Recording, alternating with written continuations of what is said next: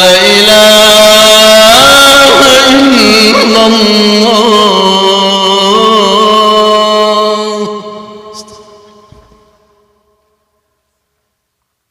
إن الحمد لله نحمده ونستعينه ونستغفره ونعوذ بالله من شرور أنفسنا ومن سيئات أعمالنا من يهده الله فلا مضل له ومن يضلل فلا هادي له وأشهد أن لا إله إلا الله وحده لا شريك له وأشهد أن محمدًا عبده ورسوله صلوات الله وسلامه عليه وعلى آله وأصحابه ومن تبعهم بإحسان إلى يوم الدين وسلم تسليما كثيرا.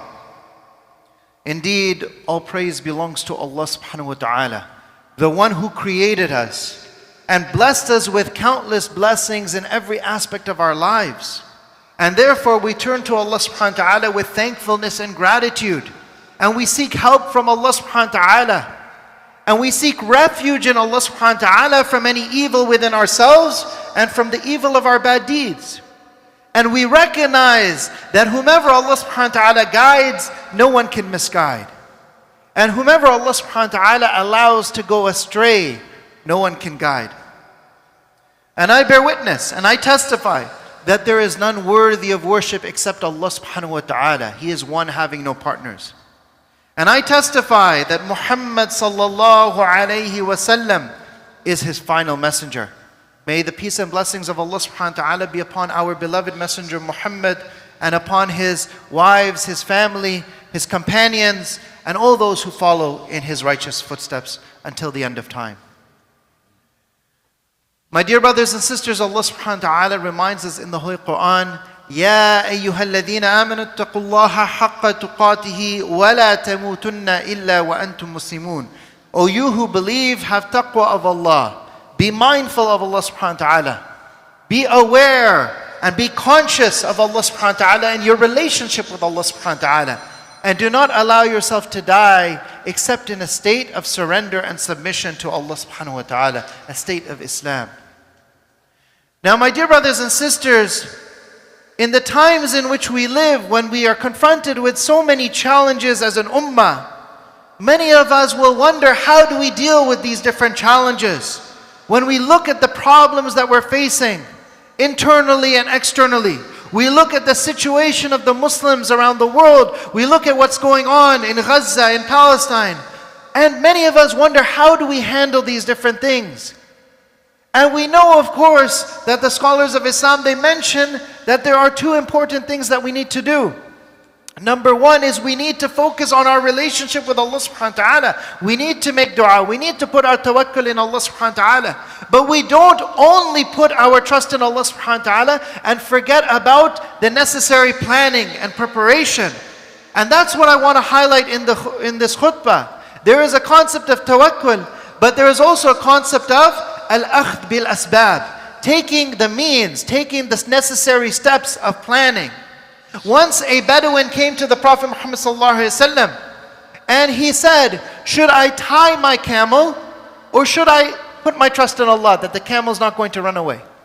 And the Prophet Muhammad sallallahu alaihi wasallam said, tie your camel and put your trust in Allah subhanahu wa ta'ala. أَعْقِلْهَا وَتَوَكَّلْ عَلَى اللَّهِ. Tie your camel and put your trust in Allah subhanahu wa ta'ala. In other words, we as an ummah, we as a community, and we as individuals, we need to take the necessary steps and we need to make the necessary planning to deal with different challenges that our ummah is facing. And one of the places where I want to highlight this lesson is from the hijrah of the Prophet Muhammad sallallahu alaihi wasallam. When you look at the migration of the Prophet Muhammad ﷺ, when you look at the hijrah, you see several lessons from the life of the Prophet Muhammad ﷺ. And the hijrah has been described in much detail in the works of seerah. And I want to share some of those lessons today, inshallah ta'ala, in this khutbah.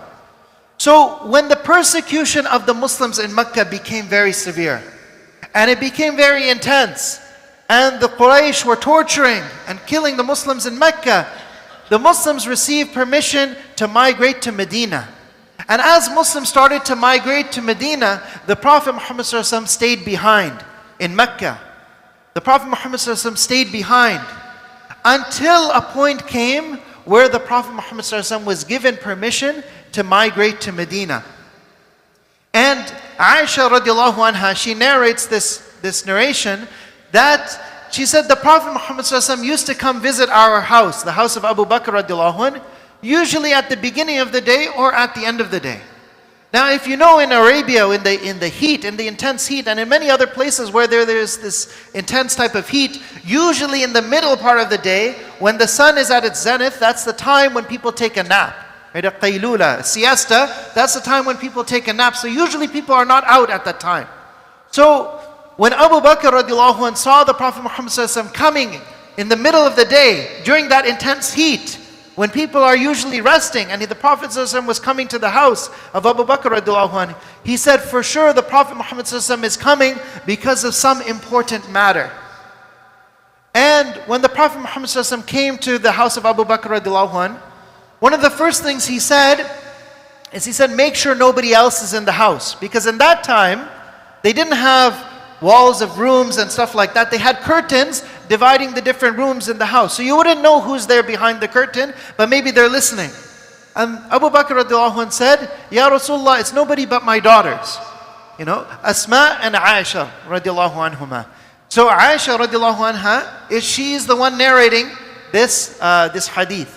So when the Prophet ﷺ heard that, then he told Abu Bakr radiallahu anh, he said, verily Allah subhanahu wa ta'ala has given me permission to migrate, to leave Medina, to leave Mecca and to go to Medina. And Abu Bakr radiallahu anh, the first thing that he asked the Prophet ﷺ, he said, as-suhba ya Rasulullah, companionship ya Rasulullah. In other words, he's asking, will I be your companion on this journey? Can I come with you, Ya Rasulullah, on this journey? And the Prophet Muhammad said yes. And Abu Bakr radiallahu anha, he started to cry. And Aisha radiallahu anha, she said, I never knew before that somebody can cry out of happiness until I saw Abu Bakr radiallahu anha's reaction.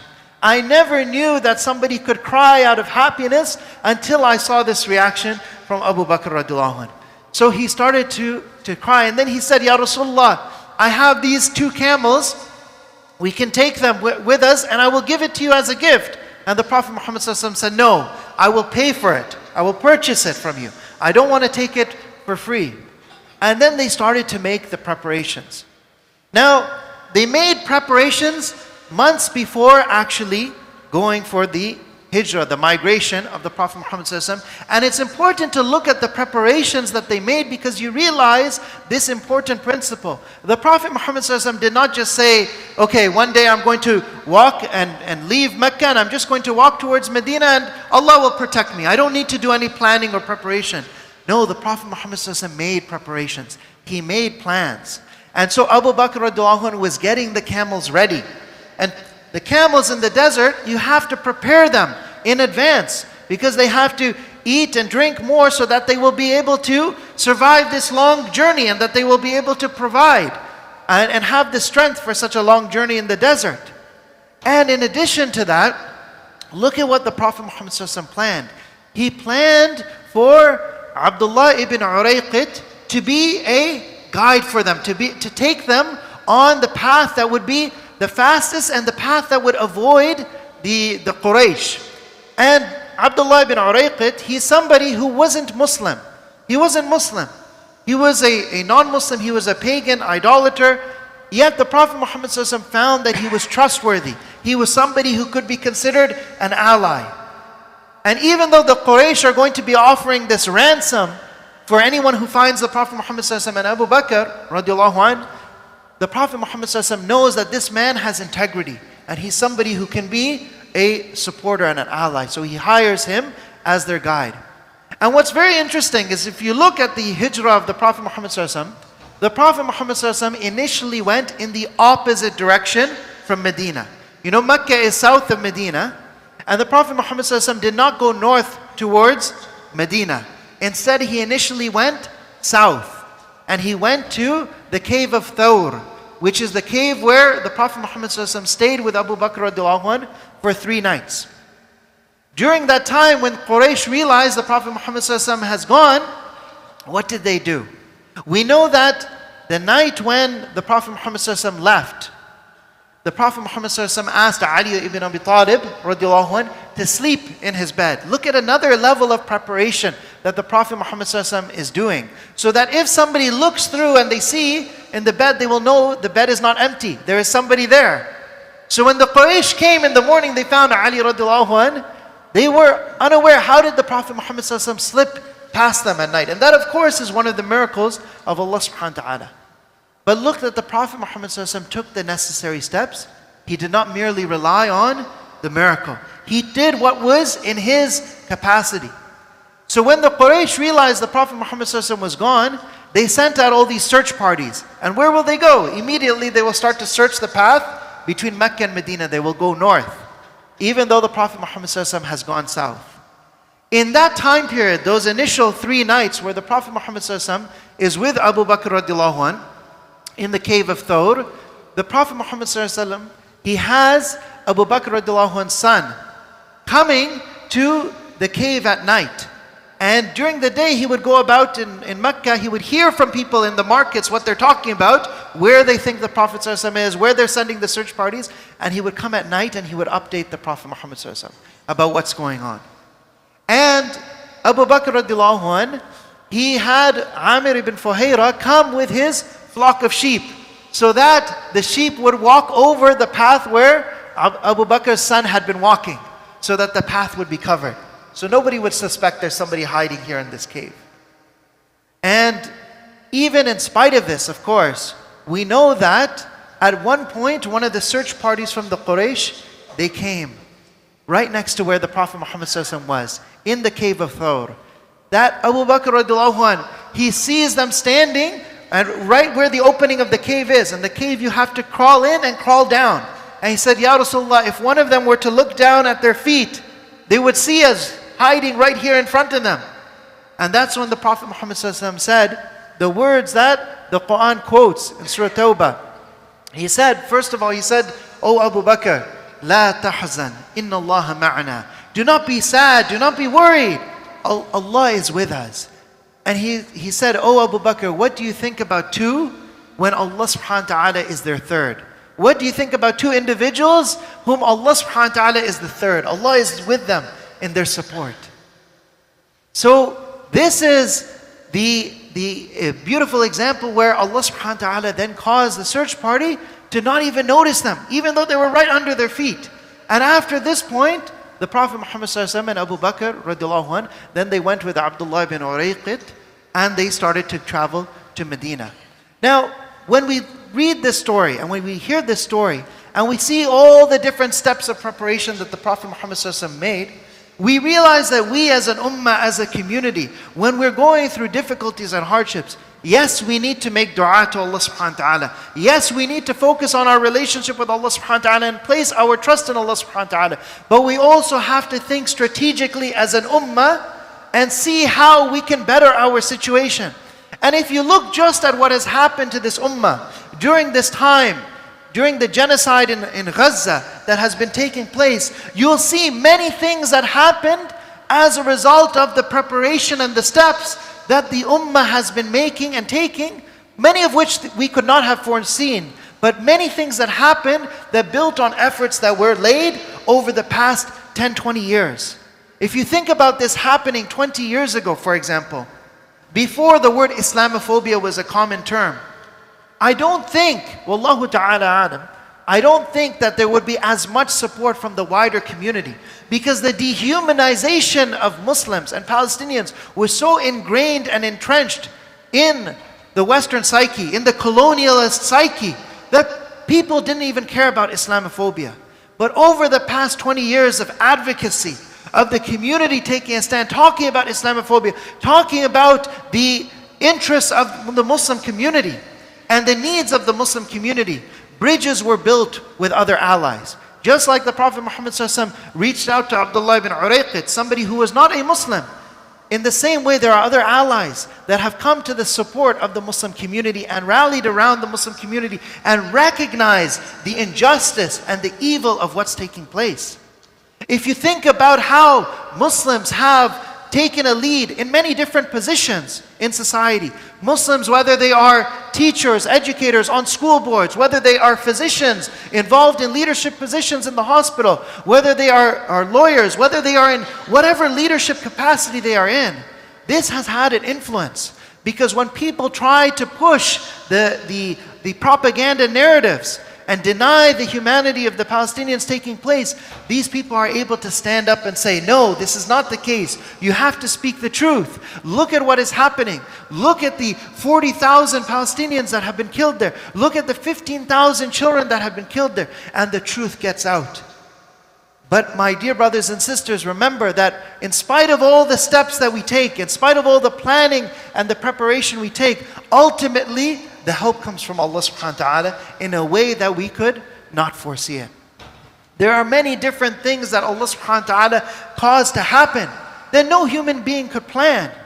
If you look at how the encampments suddenly spread out, you know, one university taking the lead in terms of its students, taking an encampment, and then across, you know, North America and across the world, other students taking on this advocacy and doing these encampments. You see how Allah subhanahu wa ta'ala plans certain things. The help comes from many angles where we do not imagine it. And this is exactly what the Quran tells us. وَمَن يَتَّقِ اللَّهَ يَجْعَلْ لَهُ مَخْرَجًا. Whoever has taqwa of Allah subhanahu wa ta'ala, whoever is mindful of Allah subhanahu wa ta'ala, Allah subhanahu wa ta'ala makes a way out for them. Allah subhanahu wa ta'ala makes a way out for them. وَيَرْزُقْهُ مِنْ حَيْثُ لَا يَحْتَسِبْ. And Allah provides for them from a means that they couldn't have imagined. وَمَن يَتَوَكَّلْ عَلَى اللَّهِ فَهُوَ حَسْبُهُ. Whoever places their trust in Allah subhanahu wa ta'ala, Allah is sufficient for them. Think about all the events of the previous years that led us to the point where we are today. For example, during the COVID pandemic, people started to go online more. They started to go on social media more. And social media activism really took off. And that created an alternative to a lot of the mainstream sources of media that people were relying on. Had that not happened, we would have been totally reliant on the mainstream sources of media that are pushing the same propaganda. But the younger generation, the youth, going on to these different social media platforms, and yes, there is criticism of those platforms. Of course, social media is negatively impacting. But when you look at any technology, we as a community have to look at how we can maximize the positive from that technology and minimize the negative. And so this is what the youth did, going on things like TikTok. That is where a lot of the pro-Palestinian narrative was able to be shared, and people were able to share the truth and get outside of the censorship, outside of the negative portrayals and the negative narratives that people were pushing that were dehumanizing Palestinians. So this was one of the things that set the stage for the current activism to take place and for a global solidarity movement to rise up in support of Palestine. If you look at also, my dear brothers and sisters, the fact that before this, the war in Ukraine happened, and people were journalists were very quickly able to point out the hypocrisy, the moral hypocrisy of Western nations that supported Ukraine but did not support the Palestinians. When the Palestinian people were bombed several hundreds of thousands times in worse severity than what happened in Ukraine, the people were able to quickly point out, look at this hypocrisy. So there is a hikmah, there is a divine wisdom in how Allah subhanahu wa ta'ala causes the unfolding events to happen. And everything happens according to Allah subhanahu wa ta'ala's wisdom. So I know that at this stage, many people may feel emotionally overwhelmed. Many people may feel ready to give up. Many people may feel that sense of despair. But remember, as the Quran mentions, لا تقنطوا من رحمة الله. Never despair of the mercy of Allah subhanahu wa ta'ala. Never despair of Allah subhanahu wa ta'ala's help.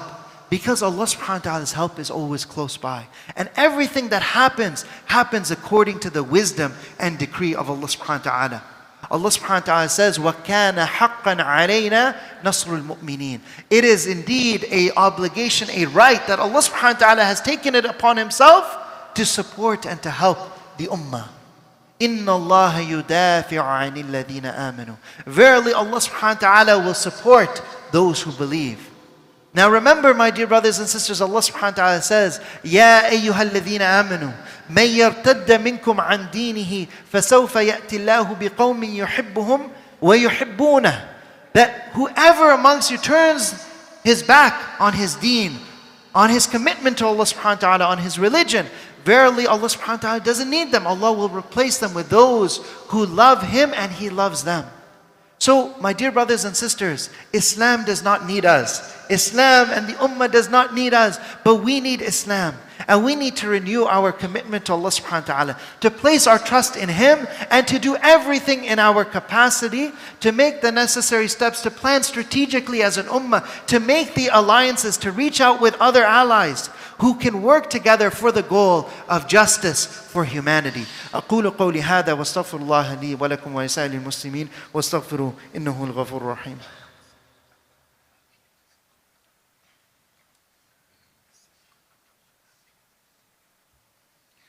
Alhamdulillah wa salatu wa salam ala Rasulillah wa ala alihi wa sahbihi wa man wala. My dear brothers and sisters, when we plan as an ummah and we think strategically as an ummah, we look at our long-term vision. We look at what are our needs as a community and how we can fulfill those needs. And we take advantage of the means and then we put our trust in Allah subhanahu wa ta'ala, and Allah subhanahu wa ta'ala will bring the results. When the Prophet ﷺ was making the migration, there was one man, Suraqa ibn Malik, who was an expert in tracking people in the desert. And he chased after Abu Bakr radiallahu anhu and the Prophet Muhammad sallallahu alaihi wasallam on his horse. And as his horse started to approach, and he was getting close to the Prophet Muhammad sallallahu alaihi wasallam and Abu Bakr, and he was getting prepared to attack them, immediately the horse threw him off. It was a miracle planned by Allah subhanahu wa ta'ala. And he got on the horse again, and he started to come closer, and again it threw him off. When it threw him off the third time, he realized this is not normal. This is a miracle from Allah subhanahu wa ta'ala. And he called out to them, and he said, I just want a protection from you. SubhanAllah, he is the one who is coming to attack them, and at the end he's requesting from the Prophet Muhammad sallallahu alaihi wasallam a protection. He said, give me something, write for me something that, he said, I recognize you're a true prophet, write for me something that I will be protected. And the Prophet Muhammad sallallahu alaihi wasallam gave for him a oath of protection, and as he was turning to leave, the Prophet Muhammad sallallahu alaihi wasallam told him, he said, O Suraqa, how will it be for you when you wear the bracelets of Khosrows, of Kisra, the emperor of Persia? And he was stunned. You know, the Prophet ﷺ is fleeing the Quraysh. He's in the weakest position, you would think, materially. He is leaving his home behind in Mecca, fleeing persecution, and he's promising him, you will have the wealth of Kisra, the emperor of Persia. And he said, Kisra, the emperor of Persia? And the Prophet ﷺ said, yes. Many years later, my dear brothers and sisters, when the Muslim Ummah had expanded and the Persian Empire was defeated and the wealth of Kisra was brought in the masjid of the Prophet Muhammad sallallahu alaihi wasallam, Umar radiallahu anhu at that time was the Khalifa. He brought this man Suraqa ibn Malik, and he told him, here are the bracelets of Kisra. You will wear this as the Prophet Muhammad sallallahu alaihi wasallam had prophesied. And he wore those bracelets. My dear brothers and sisters, Allah subhanahu wa ta'ala has a promise for this ummah, and Allah subhanahu wa ta'ala has a promise for you. Huwajtabakum, He has chosen you for a specific purpose and given you life for a specific purpose. And I say to you, my dear brothers and sisters, how will it be that day when you are able to pray in Masjid al-Aqsa, in a free al-Aqsa, in a liberated Masjid al-Aqsa? Inshallah ta'ala, we will see that day. May Allah subhanahu wa ta'ala uplift our ummah and free our ummah of this oppression and injustice. And may Allah subhanahu wa ta'ala show humanity the truth of this. ربنا آتنا في الدنيا حسنة وفي الآخرة حسنة وقنا عذاب النار ربنا لا تزغ قلوبنا بعد إذ هديتنا وهب لنا من لدنك رحمة إنك أنت الوهاب اللهم أعز الإسلام والمسلمين اللهم ارفع الظلم عن المظلومين في كل مكان وفي كل بلاد يا رب العالمين اللهم انصر إخواننا المستضعفين في غزة اللهم انصرهم اللهم كن معهم اللهم احقن دماءهم اللهم اشف جرحاهم اللهم أطعم جياعهم يا رب العالمين يا قوي يا عزيز برحمتك نستغيث عباد الله إن الله يأمر بالعدل والإحسان وإيتاء ذي القربى وينهى عن الفحشاء والمنكر والبغي يعظكم لعلكم تذكرون وأقم الصلاة. الله أكبر الله أكبر، أشهد أن لا إله إلا الله، أشهد أن محمدا رسول الله. حي على الصلاة، حي على الفلاح، قد قامت الصلاة، قد قامت الصلاة. الله أكبر الله أكبر، لا إله إلا الله. My dear brothers and sisters, there's still some space in the musalla, in the brothers area. There's still some space at the back, so more people can come in and try to fill in the rows. And if you're standing in a row, try to move towards your left to fill in any gaps and make space for those who are outside. So just try to fill in the rows at the back, inshallah ta'ala. Try to close any gaps and fill in any spaces. Straight in the rows, تَوَسْتَقِيمُ سُدِّ الْخَلَلِ. الله أكبر.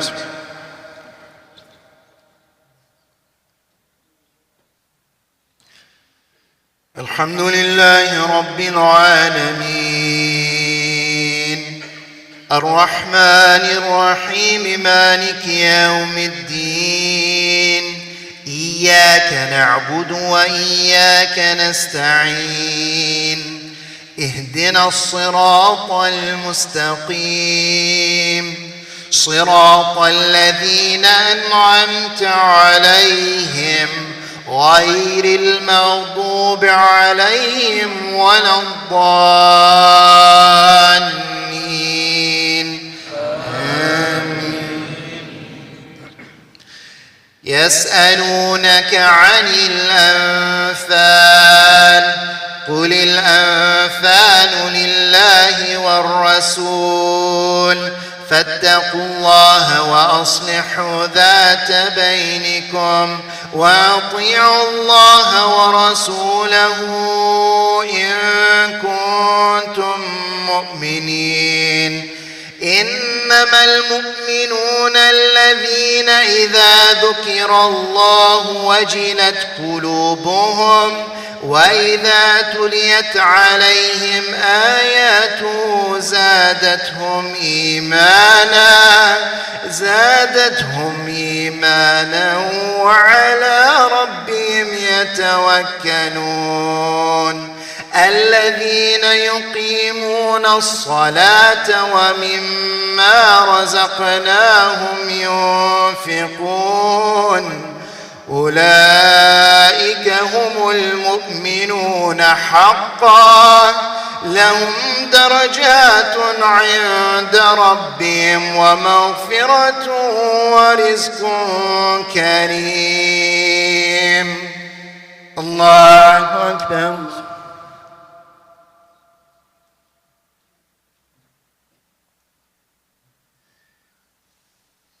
سمع الله لمن حمده. الله أكبر.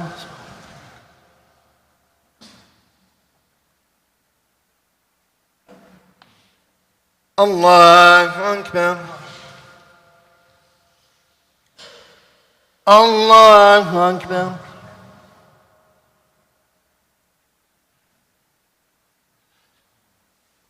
الله أكبر. الحمد لله رب العالمين الرحمن الرحيم مالك يوم الدين إياك نعبد وإياك نستعين اهدنا الصراط المستقيم صراط الذين أنعمت عليهم غير المغضوب عليهم ولا الضالين آمين. يا أيها الذين آمنوا توبوا إلى الله الله توبة نصوحا عسى ربكم أن يكفر عنكم سيئاتكم ويدخلكم جنات تجري من تحتها الأنهار يوم لا يخزي الله النبي والذين آمنوا معه نورهم يسعى بين أيديهم وبأيمانهم يقولون ربنا أتمم لنا نورنا واغفر لنا إنك على كل شيء قدير. الله أكبر.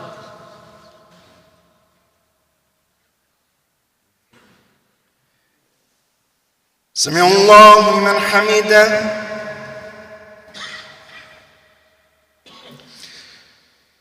الله أكبر.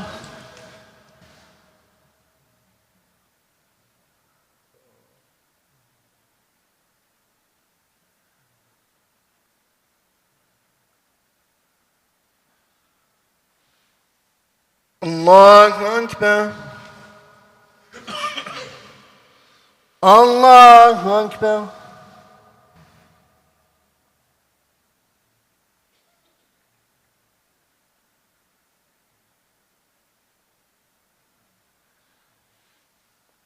الله أكبر.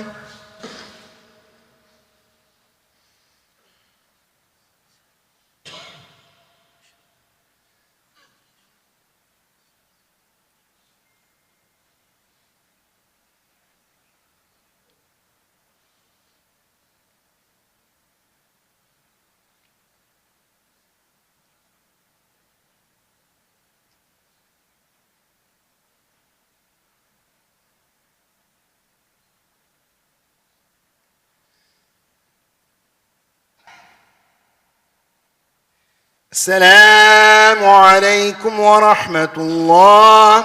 السلام عليكم ورحمة الله.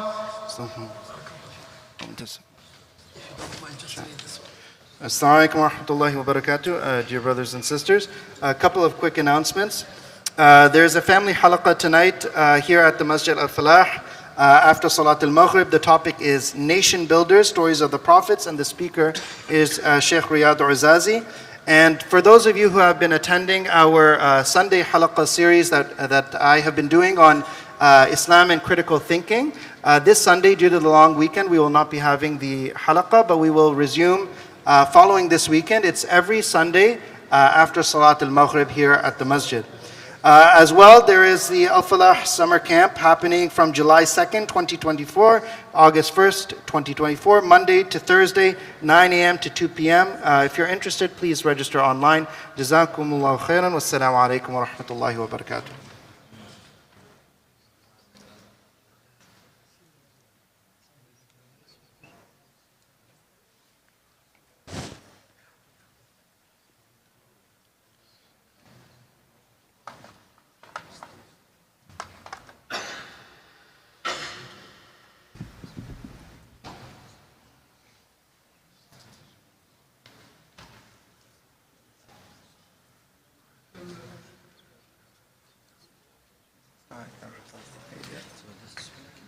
This week there's no halaqah.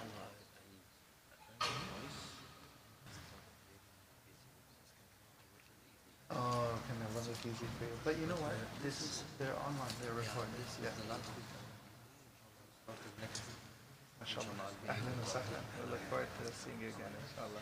Barakallah feek, brother. Alhamdulillah. Jazakallah khair. Thank you so much.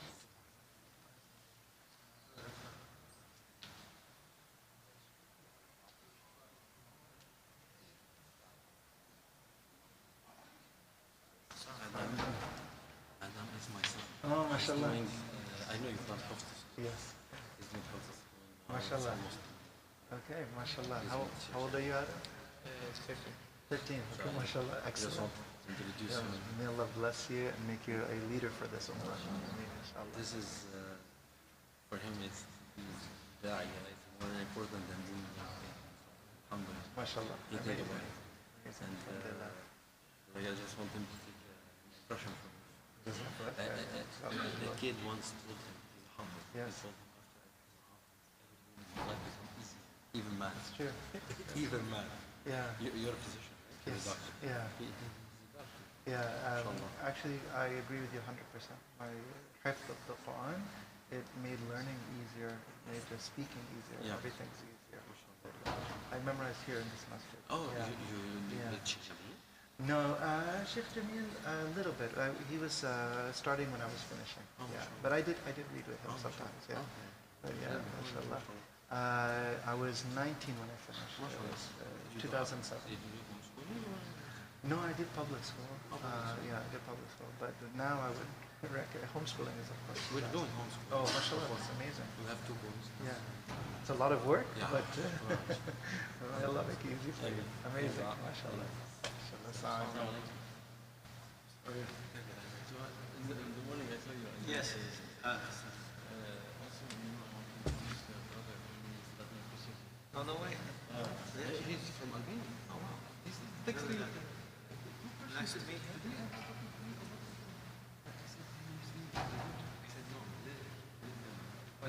Didn't you?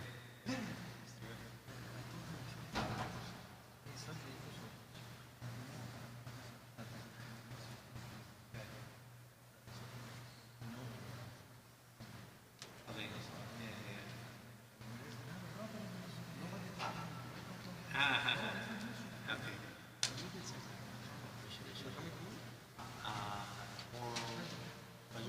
We'll see.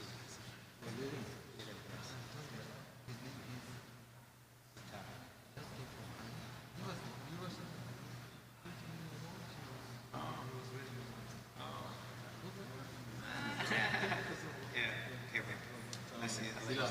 Yeah, yes.